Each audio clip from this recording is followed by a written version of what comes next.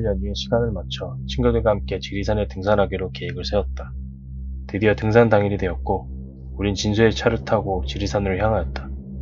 오랜만에 오르는 산이라 살짝 긴장도 되었지만 힐링한다는 생각이 들떠서인지 크게 신경 쓰이진 않았다. 다들 등산 초보였기에 힘들지 않은 코스를 선택할 줄 알았지만 모두들 조금은 난 코스를 원했고 어쩔 수 없이 여론에 따르기로 하였다.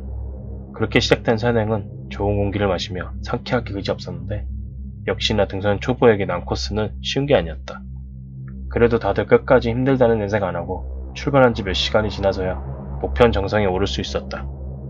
편의점에서 사온 도시락을 꺼내 들고 다들 학창시절 서포온 것 마냥 즐겁게 웃고 떠들며 밥을 먹었다. 그런데 화창하기만 하던 날씨에 갑자기 먹구름이 들이오기 시작했고 금방이라도 비가 쏟아질 것 같아 서둘러 내려가는데 이내 비가 쏟아지기 시작했다. 처음엔 많이 안 와 더우기 전에 빨리 내려가려 했지만 이윽고 미친듯이 쏟아지자 우리는 일단 비 좀 피했다가 내려가기로 결정하였다. 천만다행히도 근처에 동굴 하나가 보여 일단은 그곳으로 들어가 기다리는데 이런 곳에 동굴이 있다는 게 신기하였다. 우연히 발견한 동굴에 호기심이 생긴 우리는 조금만 안으로 들어가 보기로 하였고 조심히 둘러보기 시작하였다. 고요한 동굴에 우리들의 발소리만이 울려 퍼졌고 TV에서 보던 평범한 동굴 같아 보였다. 그렇게 얼마나 들어갔을까? 시작인 듯한 이상한 소리가 들려왔고 난 뒤따르는 친구들이 장난치는 걸 생각하며 무시하는데 계속 그러길래 장난치지 말라며 뒤돌아보자 애들은 무슨 소리 나는 표정으로 나를 쳐다보았다.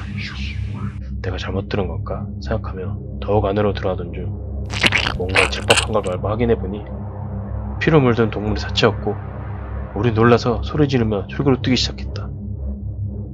도망치면서 누가 따라오나 확인하려고 뒤돌아본 나는 2m는 넘어 보이는 기이하게 생긴 존재가 터벅터벅 걸어 나오는 걸 보았고 그 존재는 기분 나쁜 소리를 내기 시작했다. 마치 악마처럼. 웃음소리는 동굴 전체에 울려 퍼졌고 우린 살기 위해 계속 뛰었다. 그러다 진수가 발을 헛디디며 넘어졌고 내가 친구들에게 도와달라 했지만 애들은 그냥 도망쳐버리고 말았다. 나 홀로 진수를 부축해 얼른 옆길로 숨어들었는데 다행히 괴 존재는 우리를 못 본 듯하였고 쿵쿵거리며 친구들을 뒤쫓는 것이었다. 잠시 후 쿵 하는 소리와 함께 돌덩이들이 무너지는 소리가 들리더니 이내 친구들의 비명소리가 들려왔다.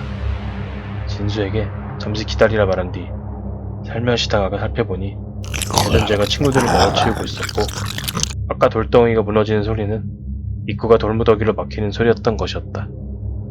얼른 되돌아와 진수에게 지금 상황을 말해주고 왔던 길로는 나갈 수 없으니 괴물이 친구들을 먹는 사이에 안으로 더 들어가 다른 출구를 찾아보기로 하였다.